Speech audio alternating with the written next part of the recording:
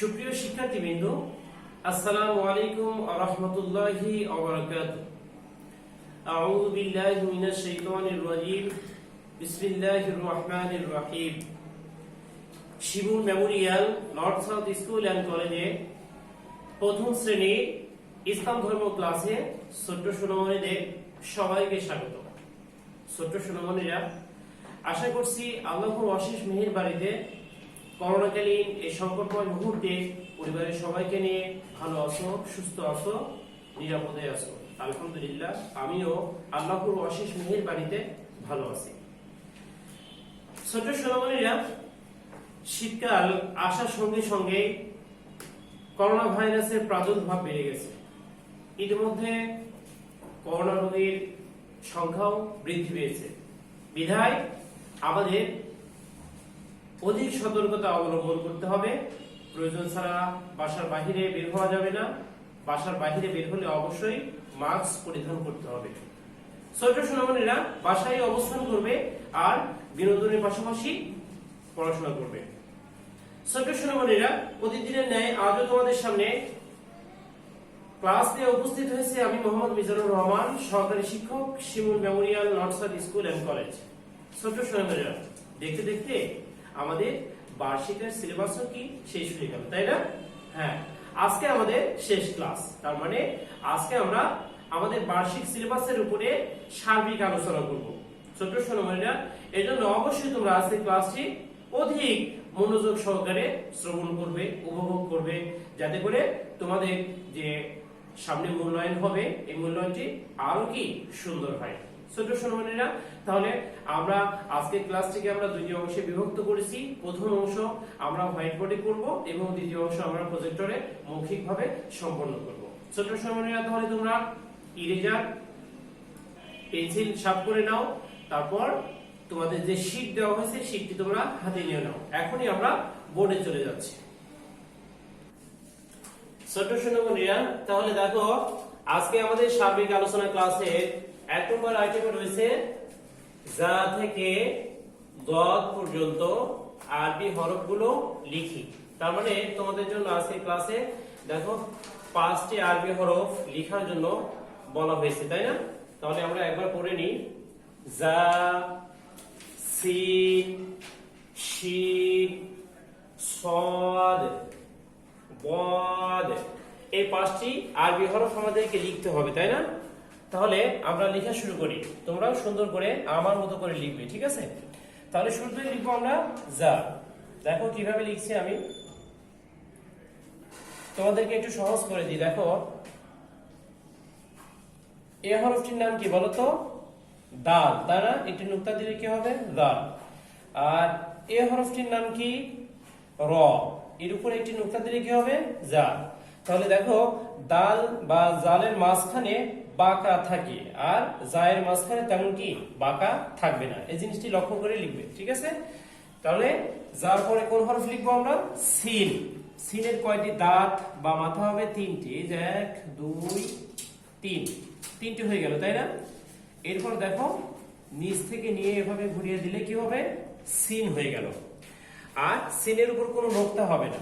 এরপরে লিখবো আমরা শিন। সিন আর শিন একই রকম দেখতে, কিন্তু যখন আমরা শিনের উপরে 3টি নোক্তা দেব, অর্থাৎ সিনের উপরে 3টি নোক্তা দেব, তখন সেটা কি হয়ে যাবে? শিন। তাহলে সিন খালি, শিনের উপরে 3 নোক্তা। এরপর কি লিখবো আমরা? সদ।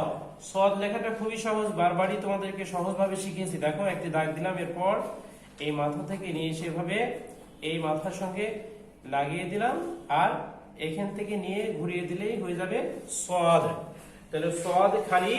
এরপর আমরা কি লিখবো? দদ। সদের মতো করে দদ লিখতে হয়, শুধুমাত্র একটি অতিরিক্ত নুক্তা যোগ করতে হয়। দেখো, এটি হলো দদ। তাহলে একবার পড়ে নিই। যা, সিন, শিন, সদ, বদ। ছোট সোনামণিরা, তাহলে তোমাদের লেখা কমপ্লিট হয়ে গেছে, তাই না? এখন আমরা 2 নম্বর আইটেম শুরু করি। উপযুক্ত স্থানে নুক্তা দেই। তাহলে নুক্তা যদি দিতে চাই, বসাতে চাই, তাহলে সেক্ষেত্রে আমাদের কি করতে হবে? আরবি নুক্তা দিতে হলে আমাদেরকে বাংলা উচ্চারণটা জানতে হবে, তাই না? দেখো এখানে লেখা আছে অন্তস্থ জ। অন্তস্থ জতে কোন আরবি হরফের উচ্চারণ আসে? জ। তাহলে এখানে যে হরফটি লেখা আছে এই হরফটি হলো ত, এর উপর একটি নুক্তা দিলে কি হয়ে যাবে? জ হয়ে যাবে। এরপর দেখো এখানে কি লেখা আছে? গ রস্বই দন্ত ন, কি হলো? গাইন। এখানে যে হরফটি আছে এই হরফটির নাম আইন, তাহলে এর উপরে একটি নুক্তা দিতে হবে, গাইন। ফয়াকারে ফা, এখানে যে হরফটি আছে এখানে কি করতে হবে? এই হরফটির উপরে একটি নুক্তা দিতে হবে, তাহলে কি হলো? ফা। কয়বার যুক্ত? ফ। কফ, কফের উপর কয় নুক্তা? কফের উপরে হলো 2 নুক্তা। এরপর ছয়াকারে সা, সার উপরে কয় নুক্তা হবে? 2 নুক্তা না 3 নুক্তা বলো তো? হ্যাঁ 3 নুক্তা হবে, সার উপরে 3 নুক্তা। এরপর অন্তস্থ জ আকারে যা, যার উপরে র আকারে যার উপরে 1 নুক্তা। ছোট সোনামণিরা, তোমাদের জন্য খুবই সহজ একটি আইটেম, তাই না? কিন্তু যখন তোমরা পরীক্ষায় বা মূল্যায়নের সময় নুক্তা দিবা, অবশ্যই তোমরা কি বাংলা উচ্চারণটি লক্ষ্য করে তারপরে নুক্তা বসাবা, এবং নুক্তার সংখ্যা 1 নুক্তা 2 নুক্তা না 3 নুক্তা, এই জিনিসগুলো লক্ষ্য রাখবে। 3 নম্বর আইটেম লক্ষ্য করো, নিচের আরবি হরফের পাশে বাংলা উচ্চারণ লিখি। তাহলে আগে লিখলাম আমরা বাংলা উচ্চারণ দেওয়া আছে, নুক্তা বসালাম, আর এখন লিখবো আমরা আরবি হরফ দেওয়া আছে, বাংলা উচ্চারণ লিখবো, তাই না? দেখো এই হরফটির নাম কি বলতো? নুন। এই হরফটির নাম ওয়াও। এই হরফটির নাম হামজা। এই হরফটির নাম কাফ।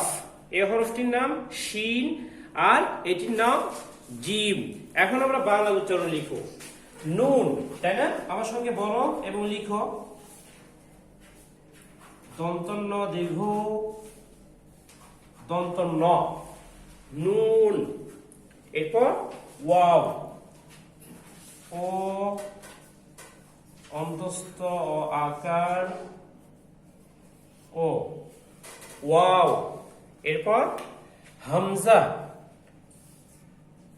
হয়াকার ম, হাম অন্তস্থ জ আকার হ, যা, হামজা। এরপর কি লিখবো আমরা? কাফ, তাই না? কাফ লেখা খুবই সহজ, হয়াকার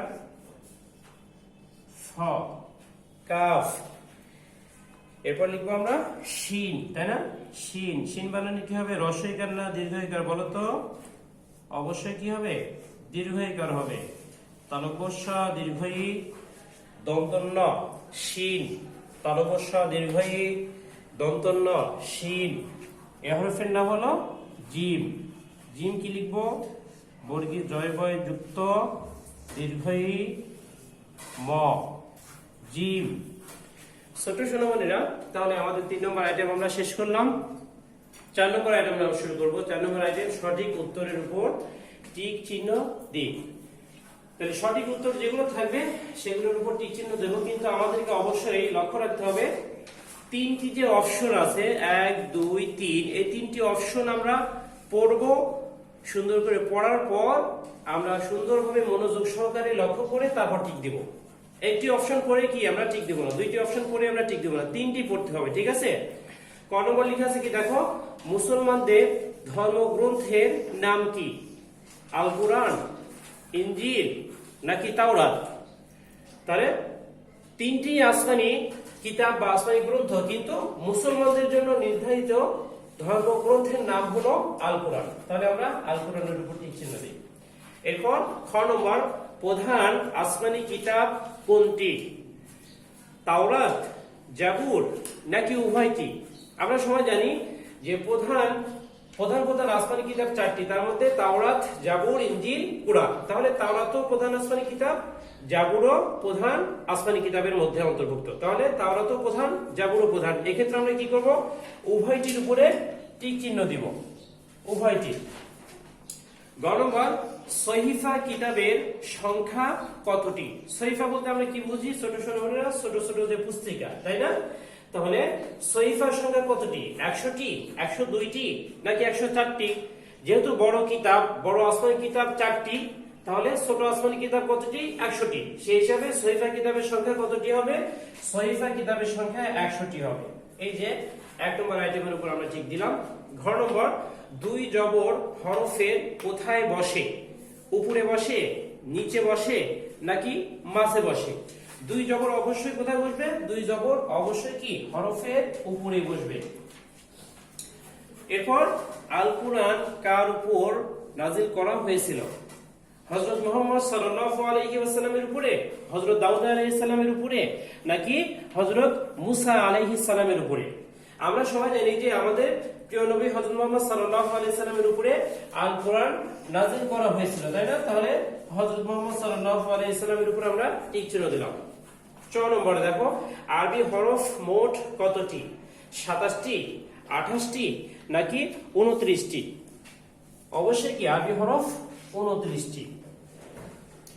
সকল কাজের শুরুতে কি বলতে হয়? বিসমিল্লাহ বলতে হয়, আলহামদুলিল্লাহ বলতে হয়, নাকি ইন্না লিল্লাহ বলতে হয়? সকল কাজের শুরুতে বিসমিল্লাহ বলতে হয়। বর্গীয় জ, যাদের ঈমান নেই তাদের কি বলে? যাদের ঈমান নেই তাদের কাফির বলে, মুমিন বলে, নাকি উভয়টি বলা হয়? অবশ্যই যাদের ঈমান নেই তাদেরকে কি বলা হবে? কাফির বলা হবে বা কাফির বলা হয়। আল কোরআনে মোট কতটি সূরা আছে? 112টি, 113টি, নাকি 114টি? আল কোরআনে মোট সূরা সংখ্যা হলো 114টি। ইবাদত করলে কে খুশি হন? আল্লাহ খুশি হন, ফেরেশতা খুশি হন, নাকি মানুষ খুশি হন? যেহেতু আল্লাহ তাআলা আমাদের ইবাদতের জন্য সৃষ্টি করেছেন, বিধায় ইবাদত করলে আল্লাহ তাআলাই খুশি হন। ছোট সোনামণিরা, আশা করছি তোমরা 4 নম্বর যে আইটেমে আমরা সঠিক উত্তরের উপর টিক চিহ্ন দেওয়া, প্রত্যেকটি আইটেমের উত্তরই তোমরা সুন্দরভাবে দিতে সক্ষম হয়েছো। ছোট সোনামণিরা, তাহলে চলো এখন আমরা প্রজেক্টরে মৌখিক অংশটি সম্পন্ন করব। ছোট সোনামণিরা, তাহলে দেখো 5 নম্বর আইটেমে তোমাদের জন্য রয়েছে কি? এক কথায় উত্তরগুলো জেনে নিই। তাহলে এক কথায় উত্তরগুলো জেনে নিই। প্রথমে ক নম্বরে লেখা হয়েছে তোমাদের জন্য, দুই জের হরফের কোথায় বসে? আমরা হোয়াইট বোর্ডে দেখলাম দুই জবর হরফের কোথায় বসে, এখন আমরা জানবো দুই জের হরফের কোথায় বসে। তাহলে দুই জের হরফের কোথায় বসবে বলো তো? দুই জের হরফের নিচে বসে। তোমরা মনে রাখবে যে দুই জবর এবং দুই পেশ হরফের উপরে বসে, আর শুধুমাত্র দুই জের হরফের কোথায় বসবে? নিচে বসবে। ঠিক আছে। খ নম্বর, তানবিন মোট কতটি? তানবিন মোট কয়টি? তানবিন মোট 3টি। ঠিক আছে। ইবাদত অর্থ কি? ইবাদত অর্থ হলো আমল করা, আনুগত্য করা ইত্যাদি। তাহলে তোমরা আমল করাই লিখবা বা আমল করাই বলবা যে ইবাদত শব্দের অর্থ কি? ইবাদত শব্দের অর্থ হলো আমল করা। মিথ্যা কথা বলা কি? মিথ্যা কথা বলা হলো মহাপাপ। মিথ্যা কথা বলা মহাপাপ। সালামের উত্তর দেওয়া কি? সালামের উত্তর দেওয়া হলো ওয়াজিব। সালাম দেওয়া সুন্নাত আর সালামের উত্তর দেওয়া ওয়াজিব। মানুষের প্রতি আল্লাহর শ্রেষ্ঠ দান কি? মানুষের প্রতি আল্লাহ তাআলার শ্রেষ্ঠ দান হলো চরিত্র, আখলাক, অর্থাৎ উত্তম চরিত্র, ভালো চরিত্র হলো আল্লাহ তাআলার মানুষের প্রতি আল্লাহ তাআলার শ্রেষ্ঠ দান, অর্থাৎ এটি একটি কি নিয়ামত। ছোট সোনামণিরা, এরপর আমরা লক্ষ্য করি যে আজকে তোমাদের জন্য আরো কি কি প্রশ্ন রয়েছে। লক্ষ্য করো যে তানবিন কাকে বলে? তানবিন কাকে বলে? তানবিন হলো দুই জবর, দুই জের ও দুই পেশকে তানবিন বলে। দুই জবর, দুই জের এবং দুই পেশকে তানবিন বলে। তানবিন কত প্রকার ও কি কি? তানবিন হলো 3 প্রকার। কত প্রকার? 3 প্রকার। সেগুলো কি কি? যথা দুই জবর, দুই জের ও দুই পেশ। এই হলো 3 প্রকার তানবিন। ইবাদত কাকে বলে? ইবাদত হলো আল্লাহ ও রাসূল সাল্লাল্লাহু আলাইহি ওয়াসাল্লামের কথা মতো কাজ করাকে ইবাদত বলে। ইবাদত কাকে বলে? আল্লাহ ও রাসূল সাল্লাল্লাহু আলাইহি ওয়াসাল্লামের কথা মতো কাজ করাকে ইবাদত বলে। দৈনিক কত ওয়াক্ত সালাত আদায় করতে হয়? অর্থাৎ দৈনিক আমরা কয় টাইম বা কত সময় বা কয় ভাগে আমরা সালাত আদায় করে থাকি? দৈনিক আমরা 5 ওয়াক্ত সালাত আদায় করে থাকি বা 5 ওয়াক্ত সালাত আদায় করতে হয়। ফজর, যোহর, আসর, মাগরিব, ইশা। এরপর লক্ষ্য করো প্রধান আসমানি কিতাবগুলোর নাম লিখুন। প্রধান আসমানি কিতাব কোনগুলো? প্রধান আসমানি কিতাব হলো তাওরাত, জাবুর, ইনজিল ও আল কোরআন। তাওরাত, জাবুর, ইনজিল ও আল কোরআন, এই চারটি হলো প্রধান আসমানি কিতাব, বড় কিতাব। আর বাকিগুলো হলো কি? সহিফা বা ছোট কিতাব। ইসলামের ভিত্তি কতটি ও কি কি? ইসলামের ভিত্তি হলো 5টি। ইসলামের ভিত্তি কতটি? 5টি। সেগুলো কি? ঈমান, সালাত, যাকাত, সাওম ও হজ। ঈমান, সালাত, যাকাত, সাওম ও হজ। খাওয়ার শেষে কি বলতে হয়? খাওয়ার শেষে আলহামদুলিল্লাহ বলতে হয়। খাওয়ার শেষে কি বলতে হয় ছোট সোনামণিরা? খাওয়ার শেষে আলহামদুলিল্লাহ বলতে হয়। ছোট সোনামণিরা দেখো, সালামের উত্তর দেওয়া কি? সালামের উত্তর দেওয়া হলো ওয়াজিব। সালামের উত্তর দেওয়া ওয়াজিব। সালাম দেওয়া কি বলো তো? সালাম দেওয়া হলো সুন্নাত, আর সালামের উত্তর দেওয়া হলো ওয়াজিব। সালাম সম্পর্কে মহানবী সাল্লাল্লাহু আলাইহি ওয়াসাল্লাম কি বলেছেন? সালাম সম্পর্কে মহানবী সাল্লাল্লাহু আলাইহি ওয়াসাল্লাম বলেছেন, যে ব্যক্তি আগে সালাম দিবে সে বেশি সওয়াব পাবে। অর্থাৎ আগে আগে যে সালাম দিবে সে বেশি পরিমাণ সওয়াব পাবে। তাই কি করতে হবে? ছোট বড় সমবয়সী সবাইকে কি করব? আমরা আগে সালাম দেব। এর ফলে আমরা কি লাভ করব? বেশি পরিমাণে সওয়াব লাভ করব। ঠিক আছে? মিথ্যা কথা বলা কি? মিথ্যা কথা বলা হলো মহাপাপ। মিথ্যা কথা বলা কি? মিথ্যা কথা বলা হলো মহাপাপ। ছোট সোনামণিরা, তাহলে দেখো যে আমরা সংক্ষিপ্ত প্রশ্ন উত্তরগুলো জেনে নিলাম। এরপরে যে আমাদের মৌখিক অংশ, অর্থাৎ যে অংশ তোমাদেরকে মুখে মুখে বলতে হবে, লিখতে হবে না। ঠিক আছে? তাহলে আমরা মৌখিক অংশগুলো আজকে একসঙ্গে প্র্যাকটিস করব, অনেকগুলো। ঠিক আছে? তাহলে শুরুতে আমরা মৌখিক অংশের সূরা ফাতিহা প্র্যাকটিস করব। সবাই আমার সঙ্গে সঙ্গে পড়বে সুন্দর করে। ঠিক আছে? আউযু বিল্লাহি মিনাশ শাইতানির রাজীম। বিসমিল্লাহির রাহমানির রাহিম। আলহামদুলিল্লাহি রাব্বিল আলামিন। আর রাহমানির রাহিম। مالك يوم الدين. إياك نعبد وإياك نستعين. اهدنا الصراط المستقيم. صراط الذين أنعمت عليهم غير المغضوب عليهم ولا الضالين.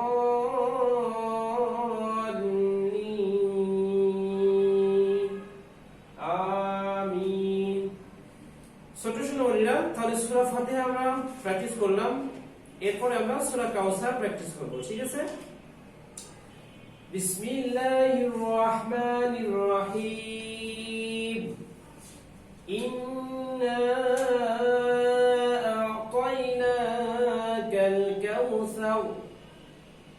فصل لربك وانحر. إن شانئك هو الأبتر. আরেকবার বলো। إنا أعطيناك الكوثر فصل لربك وانحر.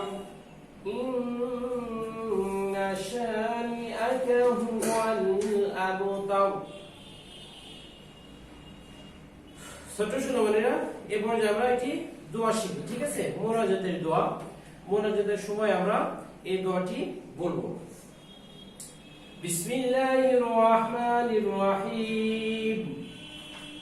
রব্বানা আতিনা ফিদ দুনিয়া হাসানাহ وفي الآخرة حسنة وقنا عذاب النار. ربنا آتنا في الدنيا حسنة وفي الآخرة আযাবান নার। ছোট সোনামণিরা, এই আয়াতের অর্থ অনেক সুন্দর, ঠিক আছে? এজন্য আমরা এই দোয়াটি মুনাজাতের সময় বলবো যে রব্বানা, হে আমাদের প্রতিপালক, আতিনা ফিদ দুনিয়া হাসানা, দুনিয়াতে আমাদেরকে কল্যাণ দান করুন, ওয়া ফিল আখিরাতি হাসানা, এবং আখিরাতেও কল্যাণ দান করুন, ওয়া কিনা আযাবান নার, এবং আমাদেরকে জাহান্নামের যে আগুন, সেই আগুনের শাস্তি থেকেও কি আমাদেরকে রক্ষা করুন। ছোট সোনামণিরা, অবশ্যই কি আমরা এই দোয়াটি সুন্দরভাবে মুখস্থ করে ফেলবো। প্রিয় শিক্ষার্থীরা, তাহলে দেখতে দেখতে আমাদের এই বছরের ক্লাস আজকে শেষ হয়ে যাচ্ছে। তো শেষ ক্লাসে তোমাদের সকলের সুস্বাস্থ্য ও দীর্ঘায়ু কামনা করছি। সকলেই যেন মূল্যায়ন পরীক্ষায় অনেক সুন্দর ফলাফল বয়ে আনতে পারো, এই ধরনের প্রার্থনা মহান আল্লাহ তাআলার কাছে করছি। আর বর্তমানে যে করোনা সংকট বা করোনা ভাইরাসের যে প্রাদুর্ভাব দেখা দিয়েছে, এর থেকে তোমাদের সকলে পানা বা তোমাদের সকল পরিবারের সদস্যদের মুক্তি কামনা করছি, এবং তার সাথে সাথে আগামী বছর আবারও দ্বিতীয় শ্রেণীতে নতুন বইয়ে এবং নতুন ভাবে তোমাদের সাথে ক্লাসে সাক্ষাৎ হবে, এ ধরনের আশা ব্যক্ত করে আজকের মতো এখানে বিদায় চাচ্ছি। ওয়াখির দাওয়ানা আলহামদুলিল্লাহি রাব্বিল আলামিন। আসসালামু আলাইকুম ওয়া রাহমাতুল্লাহি ওয়া বারাকাতুহু।